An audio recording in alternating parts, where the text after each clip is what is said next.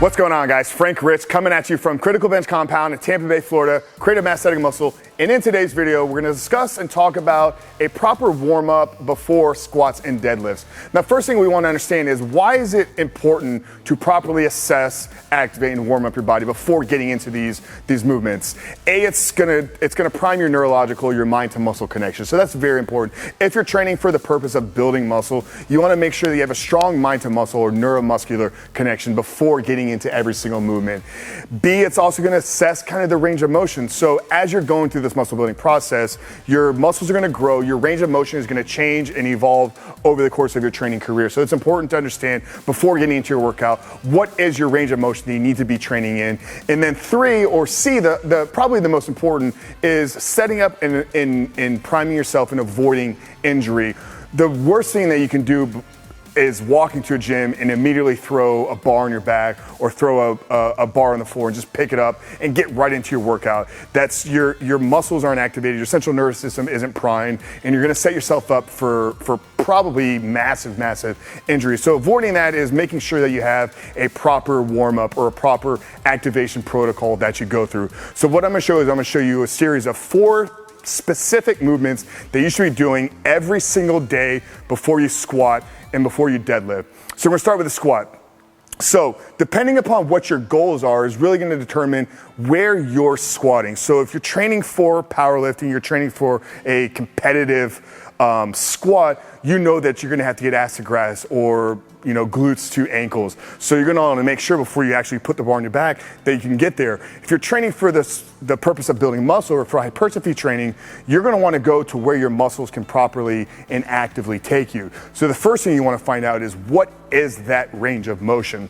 The best way to do that is simply just see what type of movement you have at the pelvis, what type of hip hinge you actually have. The best way to do that is find something you can kind of brace the left side of your body on, and then just hinge at the hip flexor. So where can I go actively? So I'm trying to take my leg and pull it up through the hip flexors. What I'm not trying to do is take it where it's not gonna actively wanna go. You see, the minute I go somewhat past parallel, my lower back starts to round.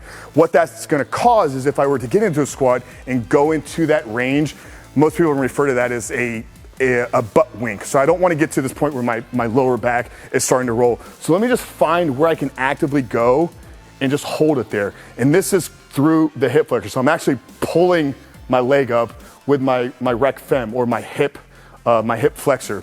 So you can see this is kind of where the range is going to be for me.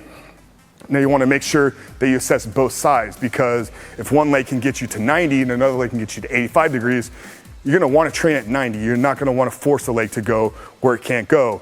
So same thing, just kind of slightly brace myself from the hip flexor, bring that leg up where it can go without it having to roll. And you can see right now, I have a little bit more range of motion in my left as opposed to my right. So I'm not gonna train there because my right side is not gonna take me to that position. So now that I understand and know where my body can actively go through its muscles, it's important to take it and get in that position in the squat. So find my feet placement. I prefer to squat a little bit outside of a shoulder width, just because I have a little bit wider hips. So where is it comfortable for you to squat? That's where you're gonna wanna get your feet placed. And then all I'm gonna do is think about pulling myself down with my glutes and hamstrings and getting into that position that I just found. So I'm simply gonna get into the squat. And remember, we're looking to go where we can actively go. What I don't wanna do is I don't wanna get here and then force myself to hunch over. As you can see, in order for me to do that, my hips have to roll, my butt winks, and I'm putting a lot of pressure and tension on my lower back. So let's get in that position. And now in order to contract every muscle, I wanna get everything fired and everything ignited within my legs. What I'm gonna think about doing is actually pressing the floor away. The best way to describe what this movement is imagine the floor as a leg press platform, and I'm trying to push the floor away. What this is gonna do is it's gonna force my body to come up. When I'm squatting, I don't wanna think about coming up, I wanna think about driving the floor away. So in order to do that, in order to push the floor, I have to turn on my quads, I have to turn on my glutes, I have to turn on my hamstrings. And as I begin to push the floor away, all those muscles are gonna fire, everything's gonna turn on, and I'm gonna slowly start to ascend to the top. Now, as far as repetitions, as far as how many times you wanna go through that, I recommend about 4 to 6, and the movement's gonna be a slower process. So it's about a 4 to 6 second ascent to the top. So walk you through that again, pulling myself down from my glutes, down from my hamstrings, getting my hip flexors turned on, getting in a position where I'm comfortable, spreading my feet across the floor, and slowly pushing the floor away, using every single muscle fiber that I can turn on and activate in my quads, glutes, and hamstrings. So before you squat, assess your range of motion. Once you find that range of motion, take yourself there actively, and then think about turning and activating all the muscles on and pushing the floor away. Now, for a deadlift, there's two movers involved. Obviously, a big primary mover of the deadlift is gonna be your hip hinge. So we wanna make sure we properly activate that pattern. Then we wanna get everything turned and fired on in our back as well. So I'm gonna take a step back here into this rack. And as you can see, I have a band placed here right at about where my waistband would be. What I'm gonna wanna do is slowly step out. Not all the way out here to where it fires me back. I just wanna get a little bit of tension placed here at the front of my waist. And now here, not moving anything, keeping a neutral locked spine, core engaged. I'm simply gonna let the band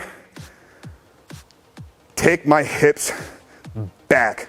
Should really start to feel everything lengthen in my hamstrings, in my glutes. Really feel those muscles stretch. Feet are locked, secured, driving hard into the floor. And then from here, thinking about driving my hips forward. Go back again there. Once again, keeping a neutral spine, core is engaged tight, letting those hamstrings and glutes really lengthen. Then from there, driving forward at the hips. 4 to 6 seconds through that movement. Go through about 4 to 6 repetitions. So you can really feel everything turn on, really feel those glutes and hamstrings activate.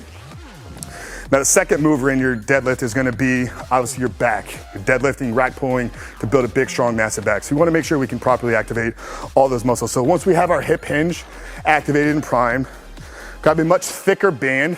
Doesn't have to be this thick, but you wanna get something that's gonna have some resistance. And then get into your foot placement as where you would be deadlifting. So for me, I typically deadlift a little bit inside of a shoulder width. From here, when I engage my core, my glutes are already activated, my hamstrings are already turned on because I primed them through the hip hinge movement. Here I'm thinking about the top half of the deadlift. As that band starts to stretch, you're really gonna feel a lot of tension going through your mid back, your lower traps, and then imagine squeezing your triceps into your lats. Really turn and activate those lats on. Slowly descend. This movement here again is coming at the hips, driving my glutes back.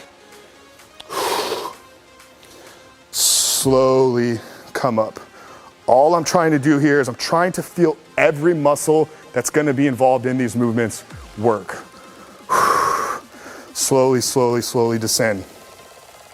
These moves should not be taxing. They should not be extremely heavy. The resistance is gonna be very minimal. But like I said, what we're looking to do is we're looking to activate, prime our body, turn the neurological system on, and really just get everything flowing and moving through our bodies. So like I said, guys, there's 4 movements that you need to be doing every single day before you squat and before you deadlift. Really hope you found value in this. This is going to accelerate your ability to feel those muscles working through squats, build more muscle long-term, avoid injury, just have an ultimately better physique. So really appreciate you guys tuning in. Hope you found value in this video. If you did, make sure to give the video a thumbs up. Also, drop us a comment. Let us know if there's something you want to see in the future. With that, guys, Frank Rich coming at you today from the Critical Bench compound. We'll talk to you soon.